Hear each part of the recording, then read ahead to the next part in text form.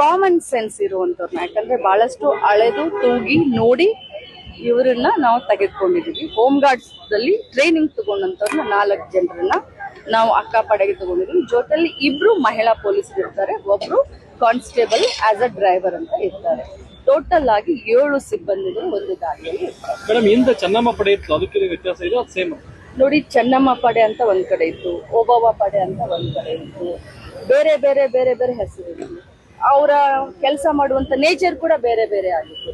ಈಗ ನಿರ್ದಿಷ್ಟವಾಗಿ ಇವ್ರಿಗೆ ಏನು ಕೆಲಸ ಅನ್ನೋದನ್ನ ನಾವು ಒಂದು ಇದರಲ್ಲಿ ತೆಗೆದುಕೊಂಡು ಬಂದಿದ್ದೇವೆ. ಸಾರ್ವಜನಿಕ ಸ್ಥಳಗಳಲ್ಲಿ ಪೊಲೀಸ್ ಸ್ಟೇಷನ್, ರೈಲ್ವೆ ಸ್ಟೇಷನ್ ಇರಬಹುದು, ಬಸ್ ಸ್ಟಾಪ್ ಇರಬಹುದು, ಕಾಲೇಜ್ ಇರಬಹುದು, ಮಹಿಳಾ ಕಾಲೇಜ್ ಇರ್ಬೋದು, ಮಹಿಳಾ ಹಾಸ್ಟೆಲ್ಗಳಿರ್ಬೋದು, ಎಲ್ಲ ಸ್ಕೂಲ್, ಪ್ರೈಮರಿ ಸ್ಕೂಲ್ ಇರ್ಬೋದು, ಹೈಸ್ಕೂಲ್ಗಳಿರಬಹುದು, ಮಾಲ್ಗಳಿರಬಹುದು, ಸಿನಿಮಾ ಥಿಯೇಟರ್ ಹತ್ರ ಇರಬಹುದು. ಸೊ ಪ್ರತಿಯೊಂದು ಕಡೆನೂ ಕೂಡ ಅಕ್ಕಪಡೆ ಓಡಾಡುತ್ತೆ. ಜೊತೆಯಲ್ಲಿ ಹೆಲ್ಪ್ ಲೈನ್ ಕೊಟ್ಟಿದ್ದೀವಿ. 181 ಪೊಲೀಸ್ ಇಲಾಖೆಯಿಂದ ಹೆಲ್ಪ್ ಲೈನ್, 1098 ನಮ್ಮ ಇಲಾಖೆಯಿಂದ ಹೆಲ್ಪ್ ಲೈನ್ ಕೊಟ್ಟಿದ್ದೀವಿ. ಯಾರೇ ಫೋನ್ ಮಾಡಿದ್ರು 5 ನಿಮಿಷದ ಒಳಗಡೆ ನಾವು ರೆಸ್ಕ್ಯೂ ಮಾಡುವಂತ ಕೆಲಸವನ್ನ ನಾವು ಮಾಡ್ತೀವಿ. ಬಹಳಷ್ಟು ಮಾಡರ್ನೈಸ್ಡ್ ಆಗಿ ಟೆಕ್ನಾಲಜಿಯನ್ನು ಯೂಸ್ ಮಾಡ್ತಾ ಇದ್ದೀವಿ. ಇದು ಬರೀ ಮಹಿಳಾ ಮಕ್ಕಳ ಕಲ್ಯಾಣ ಇಲಾಖೆ ಅಷ್ಟೇ ಅಲ್ಲ, ಗೃಹ ಇಲಾಖೆಯ ಸಂಯುಕ್ತ ಆಶ್ರಯದಲ್ಲಿ 2 ಜೊತೆ ಕೂಡಿ ಮಾಡ್ತಾ ಇದ್ದೀವಿ. ಈ ಎಲ್ಲ ಸಿಬ್ಬಂದಿಗಳಿಗೆ ಮಹಿಳಾ ಮಕ್ಕಳ ಕಲ್ಯಾಣ ಇಲಾಖೆ ಪೇಮೆಂಟ್ ನ ಮಾಡುತ್ತೆ ಎವ್ರಿ ಮಂತ್. ಜೊತೆಯಲ್ಲಿ ಏನು 2 ಸಿಬ್ಬಂದಿಗಳನ್ನ ಮತ್ತು ಒಬ್ಬ ಡ್ರೈವರ್, ಪೊಲೀಸ್ ಕಮ್ ಡ್ರೈವರ್ನ ಏನು ಕೊಟ್ಟಿರ್ತಾರೆ, ಅದಕ್ಕೆ ಗೃಹ ಇಲಾಖೆ ಪೇಮೆಂಟ್ ಮಾಡುತ್ತೆ. ಬಜೆಟ್ ಕೆಲವೊಂದು ಸಚಿವರು ಶಾಸಕರು ಇಲ್ಲ, ಯಾರು ವಿದೇಶ ಪ್ರವಾಸ ಮಾಡೋದು ನನ್ನ ಗಮನಕ್ಕಂತೂ ಇವತ್ತಿಂದ ಪ್ರವಾಸ ಮಾಡ್ತಾ ಇದ್ದಾರೆ. 30 ಜನ ಶಾಸಕರು, 6 ಜನ MLCಗಳು ಹೋಗ್ತಾ ಇದ್ದಾರೆ.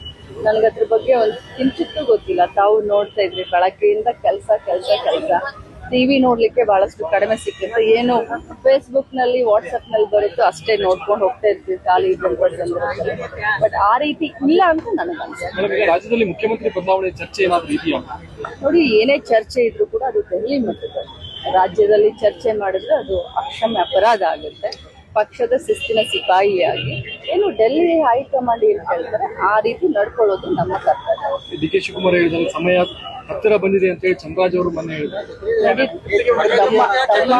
ತಮ್ಮ ಹೇಳೋದಾಗ್ಲಿ, DK ಶಿವಕುಮಾರ್ ಸಾಹೇಬ್ರು ಹೇಳೋದಾಗ್ಲಿ, ಅದೆಲ್ಲ ಅವ್ರಿಗೆ ಬಿಟ್ಟಂತ ವಿಚಾರ ಅಂತ ಹೇಳ್ತಾರೆ. ಈಗ ನಿಮ್ಮದೇ ಕ್ಷೇತ್ರದಲ್ಲಿ ಬರ್ತಕ್ಕಂಥ ಶ್ರೀರಾಮ್ ಪಾಳ್ಯಕ್ಕೆ ಕಳೆದ 30 ವರ್ಷಗಳಿಂದ ಬೇಸಿಗೆ ಆರಂಭಕ್ಕೂ ನೀರಿನ ಸಮಸ್ಯೆ ಉದ್ಭವವಾಗುತ್ತೆ. ನಿಮಗೂ ಕೂಡ ಸಾಕಷ್ಟು ದೂರನ ಕೊಟ್ಟಿದ್ರಂತೆ. ಈಗ ಅವರು ಏಪ್ರಿಲ್ ಜಾತ್ರೆ ಇದೆ, ನಾವು ಈಗ ಕರೆಯೋದು ಕಷ್ಟ ಆಗ್ತಿದೆ ನಮಗೆ, ಪ್ರತಿಭಟನೆ. ಈ ಬೇಸಿಗೆ ಬಂದ ತಕ್ಷಣ ಪ್ರತಿ ಊರಲ್ಲೂ ಕೂಡ ನೀರಿನ ಸಮಸ್ಯೆ ಆಗುತ್ತೆ ಅಂತ ತಮಗೂ ಗೊತ್ತಿದೆ. 9 ತಿಂಗಳು ಬೆಳಗಾವಿಯಲ್ಲಿ ಮಳೆ ಆದ್ರೂ ಕೂಡ ಕುಡಿಯೋ ನೀರಿಗೆ ಬರ ಅನ್ನೋದು ನಿಮಗೂ ಗೊತ್ತಿದೆ. ಆ ರೀತಿ ಎಲ್ಲ ಇದ್ದು ಕೂಡ ಅದನ್ನು ಸರಿ ಮಾಡ್ತಾರೆ. ಮೇಡಮ್, ಬಾಗೇವಾಡಿ ಬಸ್ ನಿಲ್ದಾಣ ಒಂದು ಆಗ್ಬೇಕು ಅಂತ ಒಂದು ಬೇಡಿಕೆ ಇತ್ತು ಜನರು. ಜಾಗ ಇಲ್ಲ ಅಂತ ಹೇಳಿ ಒಂದು ಇದಿದೆ. ತಾವೇನು ಇನಿಷಿಯೇಟಿವ್ ತಗೊಂತೀವಿ? ನನಗೂ ಕೂಡ ಬಹಳಷ್ಟು ಆಸೆ ಇದೆ. ಯಾಕಂತಂದ್ರೆ ಅದನ್ನ ಪಟ್ಟಣ ಪಂಚಾಯಿತಿ ಮಾಡಿದೆ. ಬಾಗೇವಾಡಿ ಪಟ್ಟಣ ಪಂಚಾಯಿತಿ ಮಾಡಿದೆ.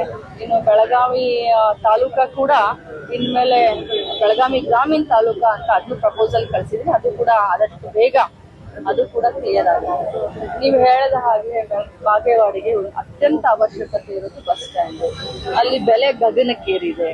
ನಾನೇ ಸ್ವಂತ ದುಡ್ಡನ್ನ ಕೊಟ್ಟು ಖರೀದಿ ಮಾಡಿ 1 ಎಕರೆ ಜಮೀನಲ್ಲಿ ಮಾಡೋಣ ಅಂತ ಅಂದ್ರೂ ಕೂಡ ಬೆಲೆ ಗಗನಕ್ಕೇರಿದೆ. ಮಾತುಕತೆ ಶುರು ಇದೆ, ನೋಡೋಣ. ಇದೇ ಬಾಗೇವಾಡಿ ಕೇಂದ್ರವಾಗಿ ಇಟ್ಕೊಂಡೆ ತಾಲೂಕು ಮಾಡೋದು ಪ್ರಸ್ತಾವನೆ. ಬೆಳಗಾವಿ ಗ್ರಾಮೀಣ ತಾಲೂಕು ಅಂತ ಮಾಡ್ತೀವಿ. ಆ ಕೇಂದ್ರ ಈ ಕೇಂದ್ರ ಹೆಡ್ ಕ್ವಾರ್ಟರ್ಸ್ ಬೆಳಗಾವಿ ಇದ್ರೆ ಅನುಕೂಲ ಅನ್ನೋದು ನನ್ನ